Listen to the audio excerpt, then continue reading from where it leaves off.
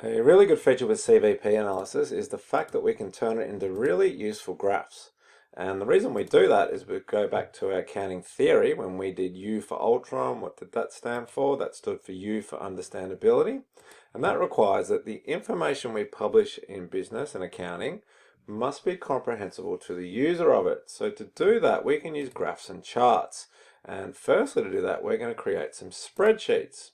So to do that, we're going to go back to Mike's Bikes example, and we say Mike's Bikes has provided the following info. Well, we just plug that info into a spreadsheet, and we call that the input data.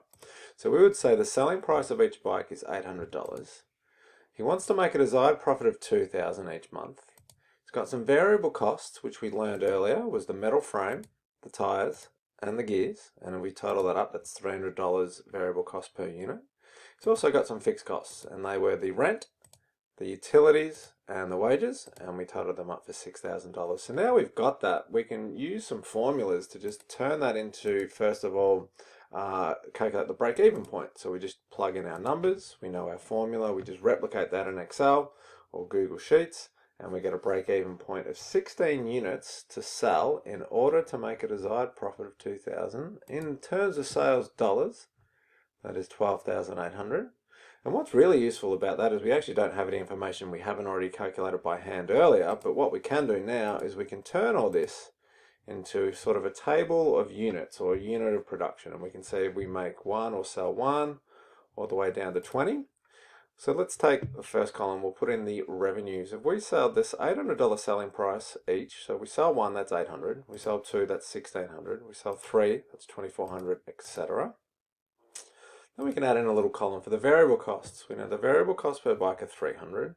So if we make one, that's 300. We make two, that's 600. We make three, that's 900, and so on. Got some fixed costs. We know they are $6,000 per month. It doesn't matter how many we make, so they're going to stay the same no matter whether we make 1, 10, 16, or 20.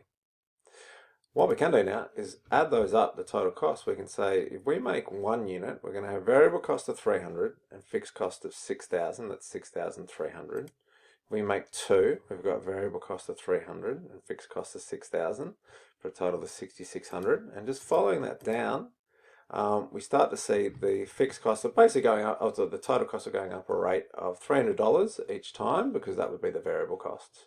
And lastly, we can calculate our profit. We could say if we only make and sell one unit for $800 and our costs are 5,500, our cost is 6,300, and net profit will be negative 5,500. We made a loss.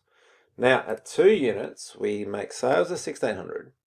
We've got cost of 6,600. That's a loss of 5,000, and we can just use a formula to calculate all the way down. And then we see what's interesting here is that 12 units, it says we'll have sales of 9,600. The cost will be 9,600. The profit will be zero. That is our break-even point. We can see that very easily and clearly. If we keep following that down, we get to 16 units, and it says the revenues will be 12,800. The cost will be 10,800. So that is our desired profit of 2,000. That answers our question here. How many units do you need to sell to make this desired profit? It would be 16 units. And we can follow that all the way down. Now where it gets really useful is that's just a table of data, which is still quite difficult to read. Why don't we turn that data into some graphs?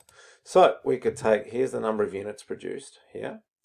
And let's start with the revenues. So this is going up at a rate of $800 for every unit. We had some variable costs, that was $300 for every unit. We had some fixed costs, now they were $6,000 no matter how many units we sold.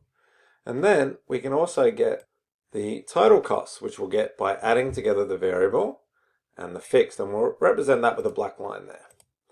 So why that's useful is because it's actually very easy now to look at, well, where's the break-even point? It's right there, and you can see that is 12 units. Or, for the person reading it, a little bit less than $10,000 in sales. We can also see that anywhere but where the black line is above the green line, that means a loss. So effectively, anytime we sell units here, we're going to end up in this zone where we make a loss.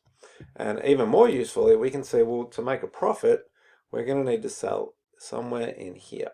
or even higher. But what we can see is that the amount of profit is going to go up each time we move away from that break-even point.